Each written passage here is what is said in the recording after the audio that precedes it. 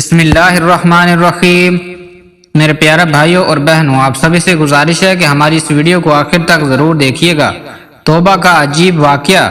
بصرہ میں ایک انتہائی حسین و جمیل عورت رہا کرتی تھی۔ لوگ اسے شعوانہ کے نام سے جانتے تھے۔ ظاہری حسن و جمال کے ساتھ ساتھ اس کی آواز بھی بہت خوبصورت تھی۔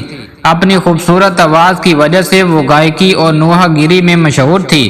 بصرہ شہر میں خوشی اور غمی کی کوئی مجلس اس کے بغیر ادھوری تصور کی جاتی تھی۔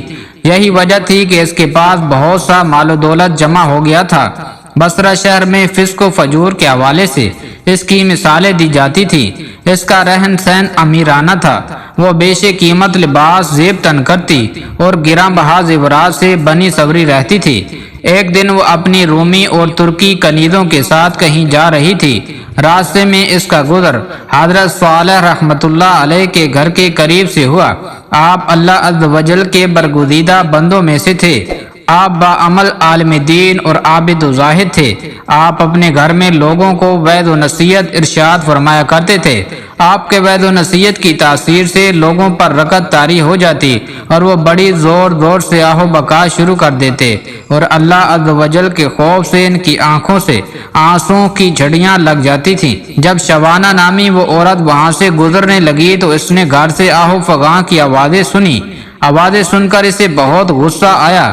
وہ اپنی کنیزوں سے کہنے لگی، تعجب کی بات ہے کہ یہاں نوحہ کیا جا رہا ہے اور مجھے اس کی خبر تک نہیں دی گئی۔ پھر اس نے ایک خادمہ کو گھر کے حالات معلوم کرنے کے لیے اندر بھیج دیا۔ وہ لونڈی اندر گئی اور اندر کے حالات دیکھ کر اس پر بھی خدا عز و جل کا خوف طاری ہو گیا اور وہ وہیں بیٹھ گئی۔ جب وہ واپس نہ آئی تو شعوانہ نے کافی انتظار کے بعد دوسری اور پھر تیسری لونڈی کو اندر بھیجا، مگر وہ بھی واپس نہ لوٹی۔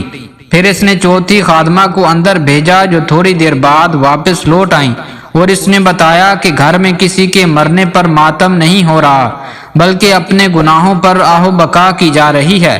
لوگ اپنے گناہوں کی وجہ سے اللہ عز و جل کے خوف سے رو رہے ہیں۔ شعوانہ نے یہ سنا تو ہنس دی اور ان کا مذاق اڑانے کی نیت سے گھر کے اندر داخل ہو گئی، لیکن قدرت کو کچھ اور ہی منظور تھا۔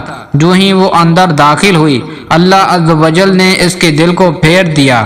جب اس نے حضرت صالح رحمت اللہ علیہ کو دیکھا تو دل میں کہنے لگی، افسوس، میری تو ساری عمر ضائع ہو گئی۔ میں نے انمول زندگی گناہوں میں اکارت کر دی، وہ میرے گناہوں کو کیوں کر معاف فرمائے گا؟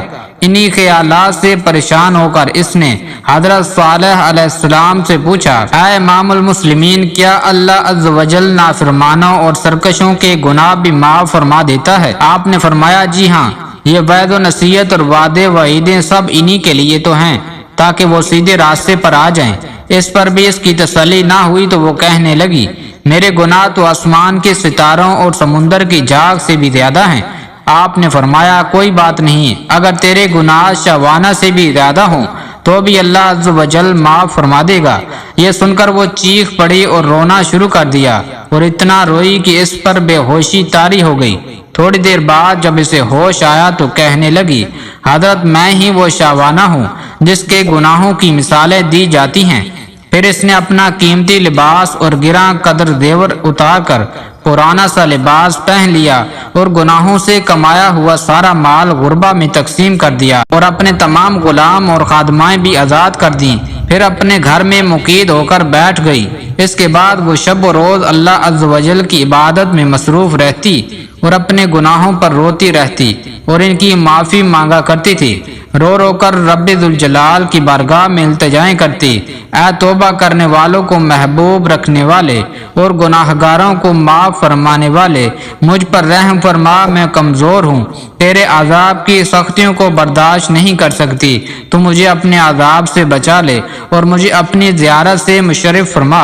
اس نے اسی حالت میں 40 سال زندگی بسر کی اور انتقال کر گئی۔ اللہ تعالی ہمیں بھی سچی توبہ نصیب فرمائے، آمین۔